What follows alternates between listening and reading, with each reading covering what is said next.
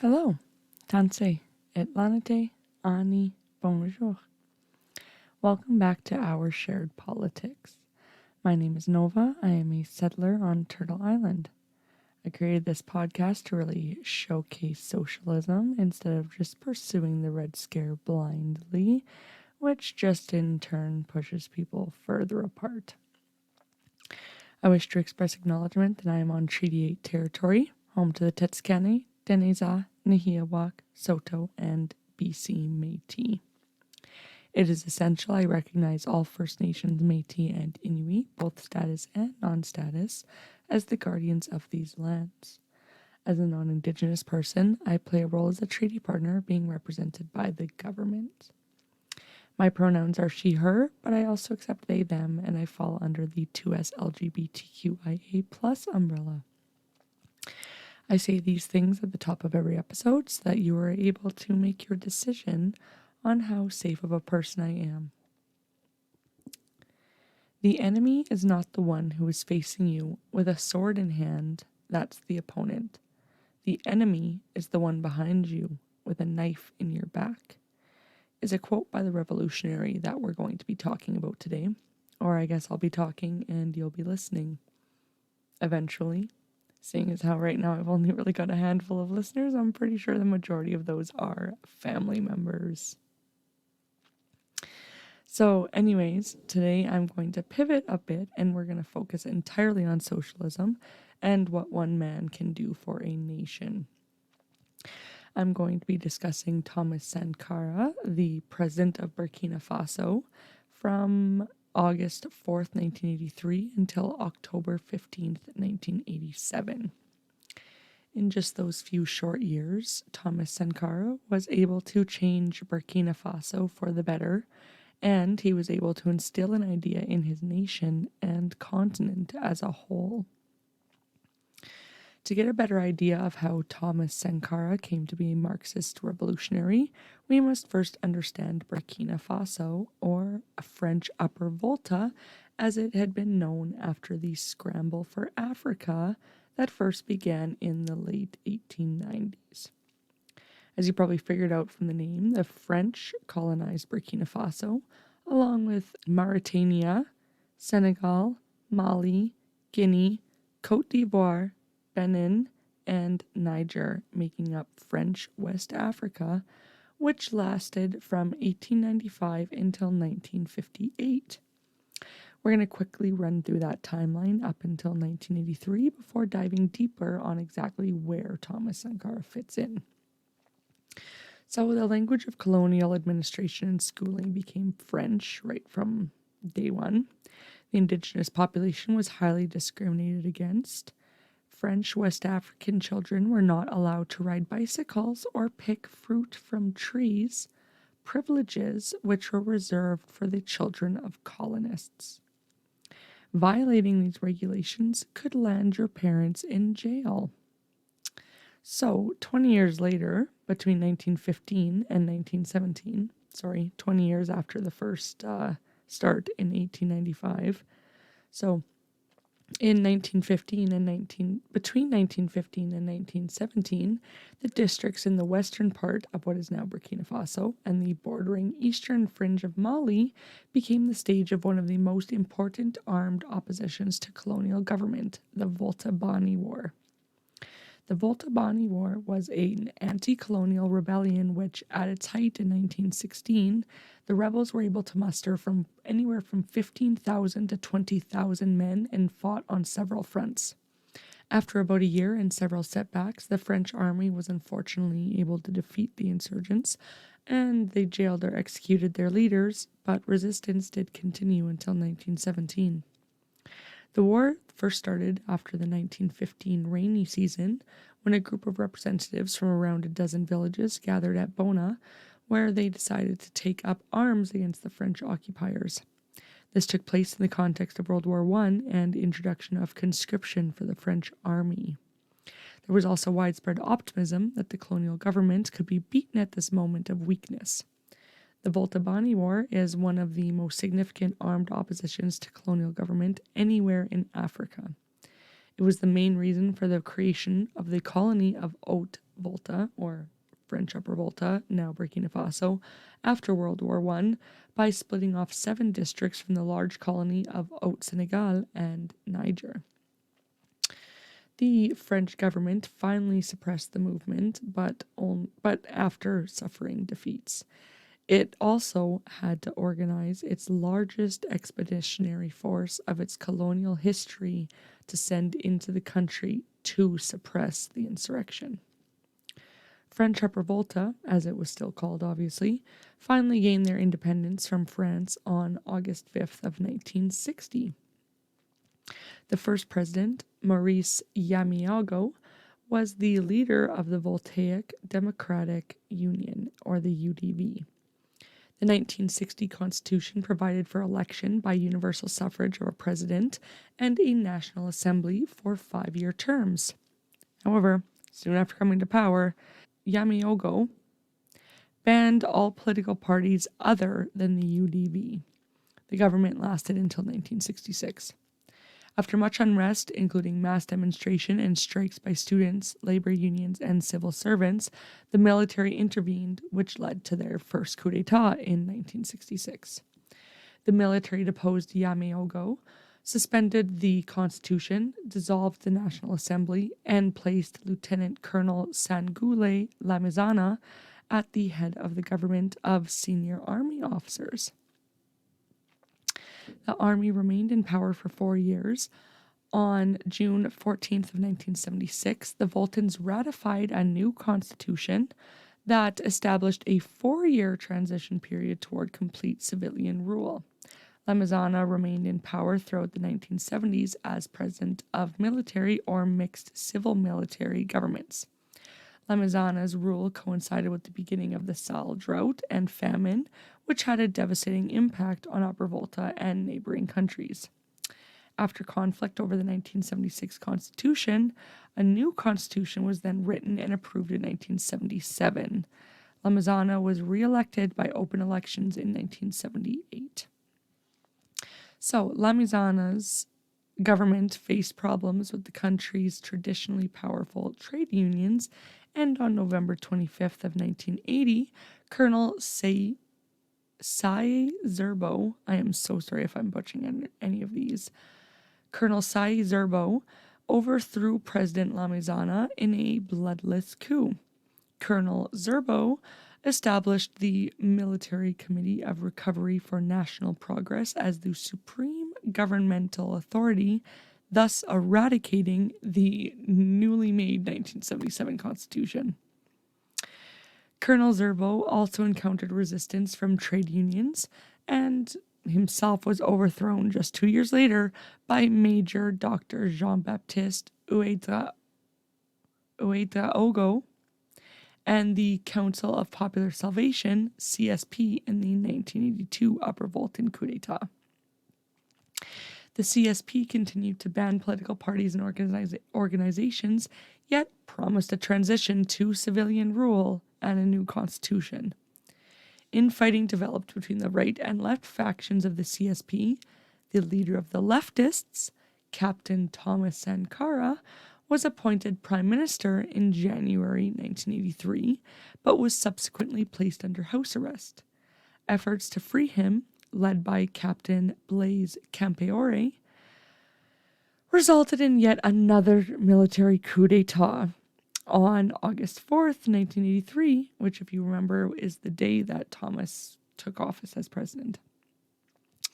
Aged only 33, Sankara became the president of the Republic of Upper Volta and launched social, ecological, and economic programs and renamed the country from the French colonial name Upper Volta to Burkina Faso, which means land of incorruptible people, with its people being called Burkinabe, which means upright people, which I think is just beautiful. Let's back up now to who Thomas Sankara was as a person. Born Thomas Isidore Noel Sankara on December 21st, 1949, almost Christmas baby, in Yako, French Upper Volta, as the third of 10 children to Joseph and Marguerite Sankara. His father was a gendarme and so his family spent his early years in Gaoua, a town in the humid southwest, to which his father was transferred as an auxiliary gendarme. As the son of one of the few African functionaries then employed by the colonial state, Thomas enjoyed a relatively privileged position growing up. The family lived in a brick house with the families of other gendarmes at the top of a hill overlooking the rest of the village. He applied himself seriously to his schoolwork and excelled in mathematics and French. He went to church often, and impressed with his energy and eagerness to learn, some of the priests even encouraged him to go on to seminary school once he finished primary school. Despite initially agreeing, he took the exam required to entry to the 6th grade and passed. Thomas's decision to continue the secular education system proved to be a turning point. His Roman Catholic parents wanted him to become a priest, but he chose to enter the military. The military was popular at the time, having just ousted Maurice Yamiogo, the unpopular president.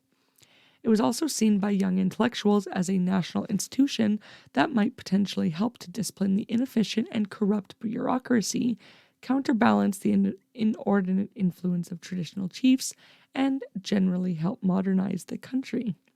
Besides, acceptance into the military academy would come with a scholarship. Sankara could not easily afford the costs of further education otherwise.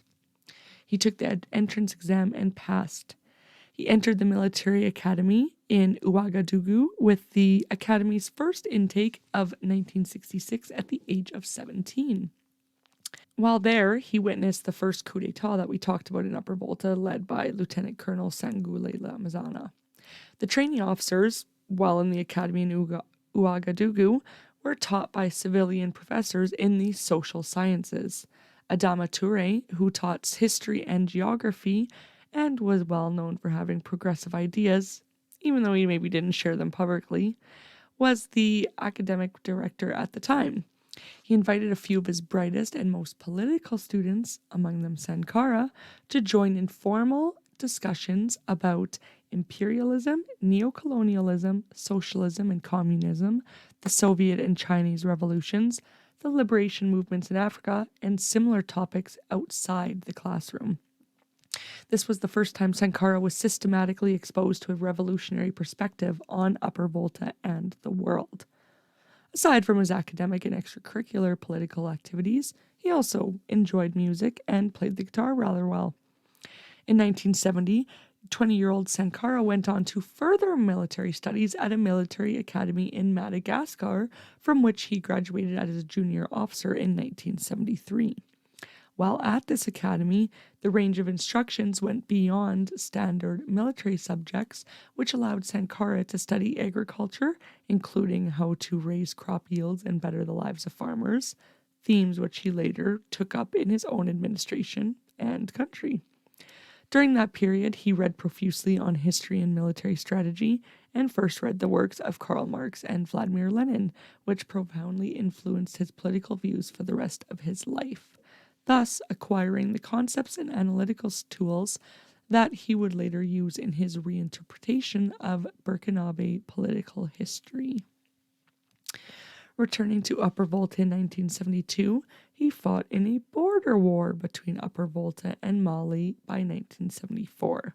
He earned fame for his performance in the conflict, but years later would renounce the fighting as useless and unjust, a reflection of his growing political consciousness. In 1976, he became commander of the Commando Training Center.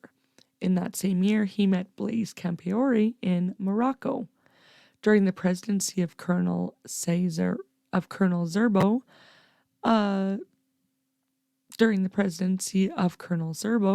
a group of young officers formed a secret organization called the Communist Officers Group, Le Regroupement des Officiers Communistes, or the ROC. The best-known members were Henri Zongo, Jean-Baptiste Bukari Lingani, Blaise Compaoré, and Sankara. Sankara was appointed Minister of Information in Zerbo's military government in September of 1981.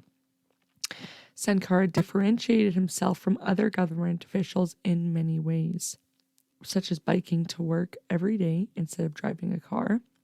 He also, after becoming president, took a $450 a month salary. While his predecessors would censor journalists and newspapers, Sankara encouraged investigative journalism and allowed the media to print whatever it found. This led to publications of government scandals by both privately owned and state-owned newspapers. He resigned as the Minister of Information on April 12th of 1982 in opposition to what he saw as the regime's anti-labor drift, declaring misfortune to those who gag the people.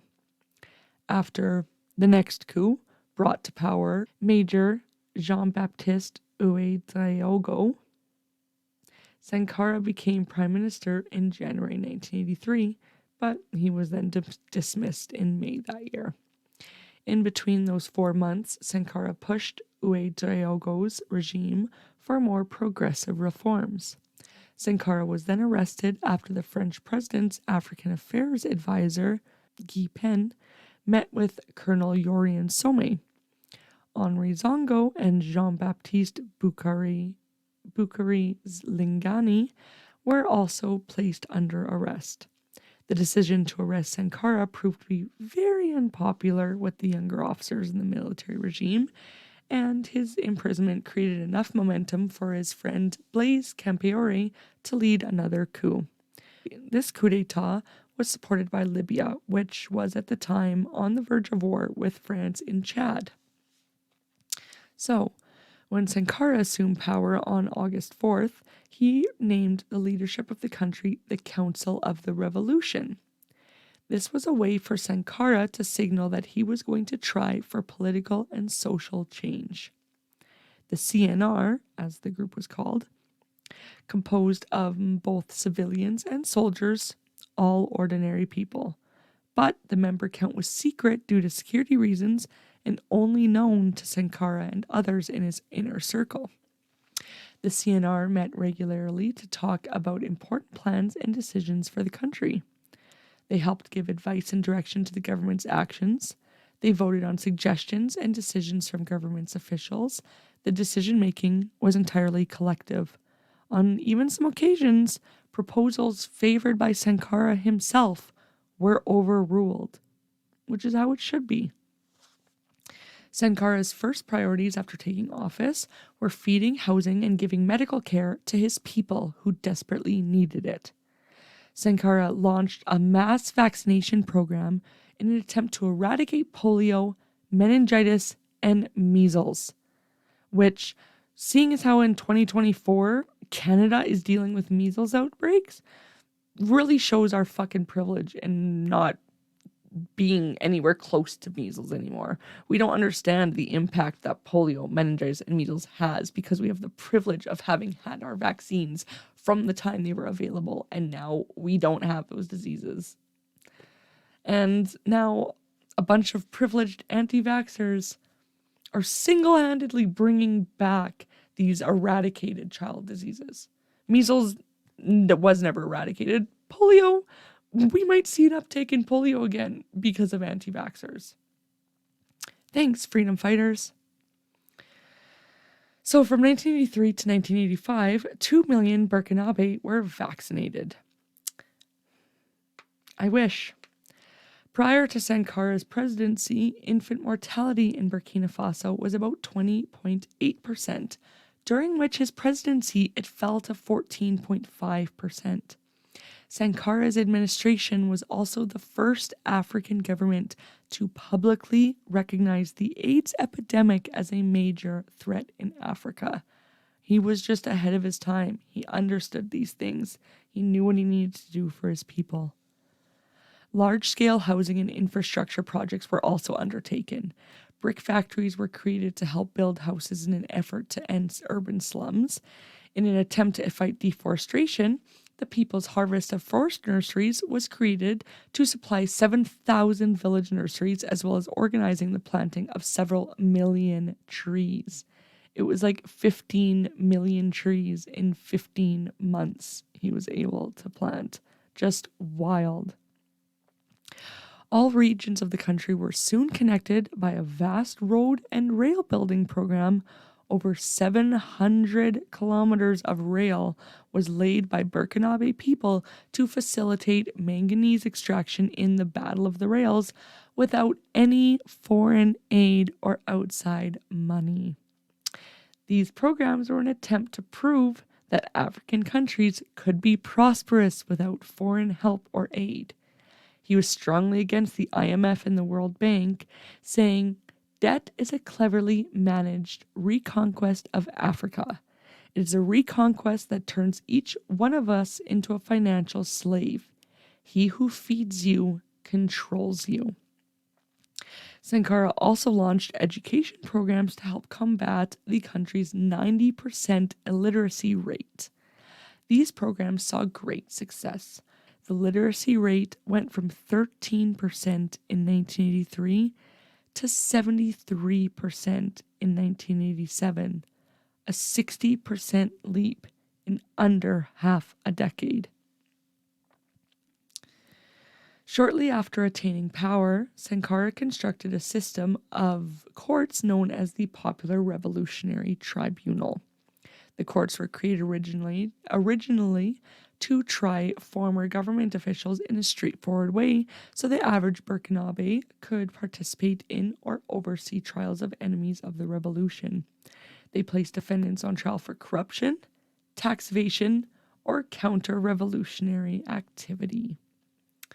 Improving women's status in Burkinabe society was one of Sankara's explicit goals, and his government included a very large number of people because let's also remember this is 1983, which was also in West Africa. His government banned female genital mutilation, forced marriages, including child marriages, and polygamy, while also appointing women to high governmental positions and encouraging them to work outside the home and stay in school even once they were pregnant. Sankara also promoted contraception, and because it's also, again, it's 1983, he encouraged husbands to go to the market and prepare meals to experience for themselves the conditions faced by women. Sankara recognized the challenges faced by African women when he gave his famous address to mark International Women's Day on March 8th of 1987 in Ouagadougou. Sankara spoke to thousands of women in a highly political speech in which he stated that the Burkinabe Revolution was establishing new social relations which would be upsetting the relations of authority between men and women and forcing each to rethink the nature of birth. This task is formidable but necessary. Furthermore, Sankara was the first African leader to appoint women to major cabinet positions and to recruit them actively for the military. One of my favorite quotes of his is, "Women hold up the other half of the sky." A program of cooperation with Cuba was set up. After meeting with Fidel Castro, Thomas Sankara sent young Burkinabes to Cuba in September 1986 to receive professional training and to participate in the country's development upon their return. These were volunteers recruited on the basis of a competition with priority given to orphans and children from rural and disadvantaged areas. Isn't that nice that priority is given to those that need it? Some 600 teenagers were flown to Cuba to complete their schooling and receive professional training to become doctors, engineers, agronomists, or gynecologists. Love that he's making sure to make sure that there's gynecologists in his country. Denouncing the support of the United States to Israel and South Africa, he called on African countries to boycott the 1984 Summer Olympics in LA. At the United Nations General Assembly, he also denounced the invasion of Grenada by the United States, which responded by implementing trade sanctions against Burkina Faso. Holy shit. Also, at the end, he called for an end Also at the UN, he called for an end to the veto power granted to the great powers, which I agree. What the fuck is up with that? How are you going to give any nation veto over something like a United Nations? Oh my God. In the name of the right of peoples to sovereignty, he supported the national demands of the Western Sahara, Palestine, the Nicaraguan Sandinistas, and the South African ANC. While he had good relations with Ghanaian leader Jerry Rawlings and Libyan leader Gaddafi, he was relatively isolated in West Africa. Leaders close to Africa, such as the leaders in Cote d'Ivoire and Morocco, were particularly hostile to him, and unfortunately that would play a key role in everything at the end. In the 1980s, when ecological awareness was still very low and everyone here was laughing about climate change, which Thomas Sankara was one of the few African leaders to consider environmental protection a priority. This man was truly just ahead of his time. He engaged in 3 major battles. 1, against bushfires, which will be considered as crimes and will be punished as such. 2, against cattle roaming, which infringes on the rights of people because unattended animals destroy nature. And 3, against the chaotic cutting of firewood, whose profession will have to be organized and regulated. As part of a development program involving a large part of the population, 10 million trees were planted in Burkina Faso in 15 months during the revolution. Sorry, I said it was 15 million trees in 15 months. It's 10 million trees in 15 months. To face the advancing desert and recurring droughts, Daniel Smith, Thomas Sankara also proposed the planting of wooded strips of about 50 kilometers crossing the country from east to west. He then thought of extending this vegetation belt to other countries. Cereal production, close to 1.1 billion tons before 1983, rose to 1.6 billion tons by 1987. A former UN Special Rapporteur for the right to food emphasized that the country had become food self-sufficient.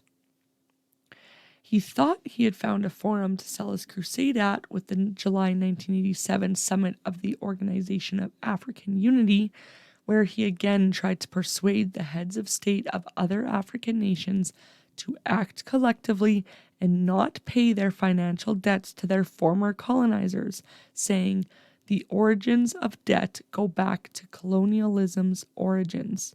We cannot repay the debt because we are not responsible for this debt. On the contrary, others owe us something that no money can pay for. That is to say, the debt of blood." Accompanying his personal charisma, Sankara had an array of original initiatives that contributed to his popularity and brought some international media attention to his government, rightfully so. Cuba also rewarded Sankara with the highest honor of their state, the Order of Jose Marti. Okay, so on to some of his original initiatives. He sold off the government fleet of Mercedes cars and made the Renault 5, which was the cheapest car sold in Burkina Faso at the time, the official service car of the ministers. He reduced the salaries of well-off public servants, including his own, and forbade the use of government chauffeurs and first-class airline tickets. Because if your people can't have it, why should you, as the head of a state, or someone who helps to run a country? If the majority of your people can't have something, why do you think that you should have the privilege to have it? He opposed foreign aid, saying that he who feeds you controls you. He spoke in forums like the Organization of African Unity against what he described as neo-colonial penetration of Africa through Western trade and finance. There's actually a really good whole episode about the IMF on a different podcast called Pick Me Up, I'm Scared. She's like a super socialist, runs a really good podcast. Madeline Pendleton, I believe is her name. And yeah, if you just look up Pick Me Up, I'm Scared, it's like a bright yellow cover art with black text on it. And I think it was actually relatively recently went through the IMF basically and kind of broke it down. And I was really surprised at just how racist it is, honestly, for like lack of a better term, really, but just some of the ways that they've treated European countries versus African countries it's on the nose. There's no real other way to say it other than it's a racist institution. He also called for a united front of African nations to repudiate their foreign debt. He argued that the poor and exploited did not have any obligation to repay money to the rich and exploiting. I think a lot of treaty partners on the side of settlers could hear that. In Ouagadougou, Sankara converted the army's provisioning store into a state-owned supermarket open to everyone, which was the first supermarket in the country. He forced well-off civil servants to pay 1 month's salary to public projects. He refused to use the air conditioning in his office on the grounds that such luxury was not available to anyone but a handful of Burkinabes.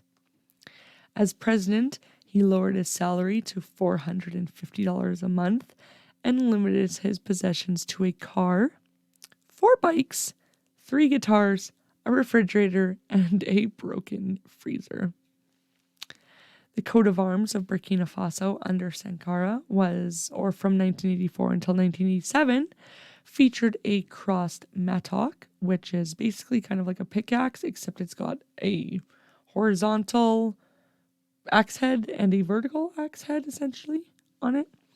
So it featured a crossed mattock and AK-47, which was an allusion to the hammer and sickle, with the motto La patrie ou la mort, nous vaincrons, which means fatherland or death, we will win.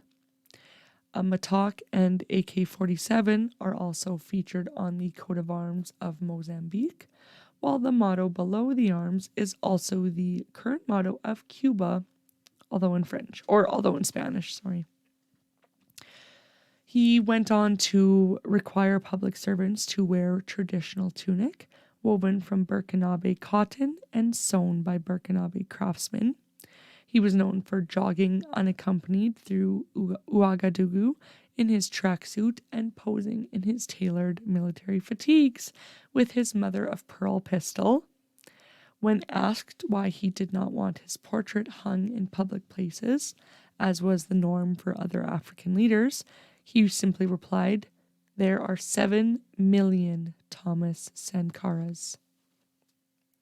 And an accomplished guitarist, he actually wrote the new national anthem himself. Which, actually, I should try and find that.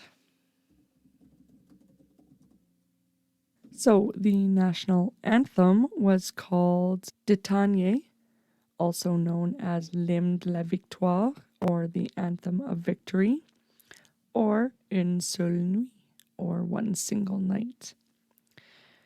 And so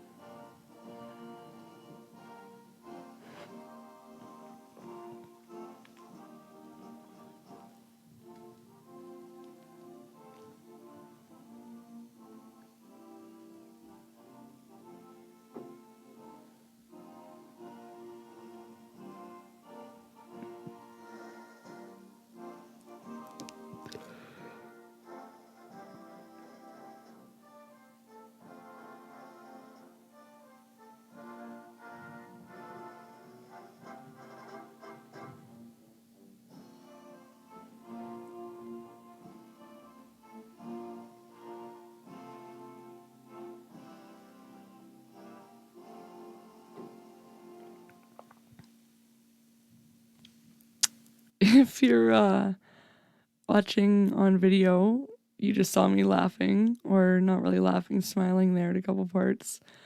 That took me by surprise. That is a very happy sounding song. The lyrics, though I'm looking at them, not so happy, but it makes sense at the same time. So it would have obviously been written in French at the beginning, but it has also been translated into Mosi or Mosi. Sorry if I pronounced that wrong. I'd like to go over just the English translation of that national anthem. I tried to find one with the actual lyrics, but they weren't coming through very well, so I was able to at least get the audio. Against the humiliating bondage of 1,000 years, rapacity came from afar to subjugate them for 100 years. Against the cynical malice in the shape of neo-colonialism and its petty local servants. Many gave in and certain others resisted, but the frustrations, the successes, the sweat, the blood have fortified our courageous people and fertilized its heroic struggle. And one single night has drawn together the history of an entire people, and one single night has launched its triumphal march towards the horizon of good fortune. One single night has brought together our people with all the peoples of the world in the acquisition of liberty and progress, motherland or death we shall conquer. Nourished in the lively source of the revolution, the volunteers for liberty and peace, with their nocturnal and beneficial energies of the 4th of August, had not only hand arms, but also, and above all, the flame in their hearts lawfully to free Faso forever from the fetters of those who here and there were polluting the sacred soul of independence and sovereignty. And seated henceforth in rediscovered dignity, love and honor partnered with humanity, the people of Burkina sing a victory hymn to glory of the work of liberation and emancipation. Down with exploitation of man by man. Forward for the good of every man, by all men of today and tomorrow, by every man here and always. Popular revolution, our nourishing sap, undying motherhood of progress in the face of man, eternal hearth of agreed democracy, where at last national identity has the right of freedom, where injustice has lost its place forever, and where from the hands of builders of a glorious world, everywhere the harvests of patriotic vows ripen, sons of boundless joy shine. That is a very deep and very strong national anthem. Holy shit. I'm incredibly glad I thought to just pull that up right there when I talked about the national anthem. Sankara is often referred to as Africa's Che. Sankara gave a speech marking and honoring the 20th anniversary of Che Guevara's October 9th, 1967 execution, 1 week before his own assassination on October 15th, 1987. On that day, October 15th, 1987, Sankara and 12 other officials were killed in a coup d'etat organized by his former colleague and best friend, Blaise Compaoré. When accounting for his overthrow, Compaoré stated that Sankara jeopardized foreign relations with former colonial power France and neighboring Côte d'Ivoire, and accused his former comrade of plotting to assassinate opponents. According to Haluna Traoré, the sole survivor of Sankara's assassination, Sankara was attending a meeting with the Conseil de l'Entente. His assassins singled out Sankara and executed him. I've actually got a little tidbit from this book about his life. He, like many great figures in history, understood that betrayal from those close to you is not your fault, especially if you, as the leader, never harbored evil intentions against your associates or comrades. In fact, he had a speech with him on the morning of his death that he had prepared the night before, aimed at bridging the ideological rifts that were growing between the feuding factions in his government. An excerpt of it reads thus: "Whatever the contradictions, whatever the oppositions, solutions will be found as long as confidence reigns."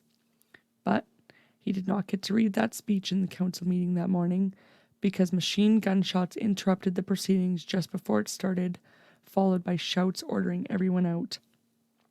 He let his fear-stricken ministers know that he was the one the gunmen were after. He ordered them to stay put. He raised his hands in the air, and then he walked out to find his bodyguards lying dead at the stairs. Just then, the squad of attacking soldiers opened fire on him.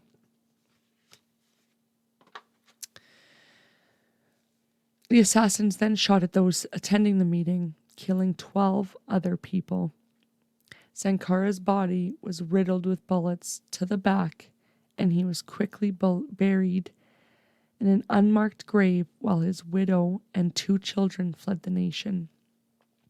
Compaoré immediately reversed the nationalizations, overturned nearly all of Sankara's policies, rejoined the International Monetary Fund and World Bank to bring in desperately needed funds to restore the shattered economy, and ultimately spurned most of Sankara's legacy.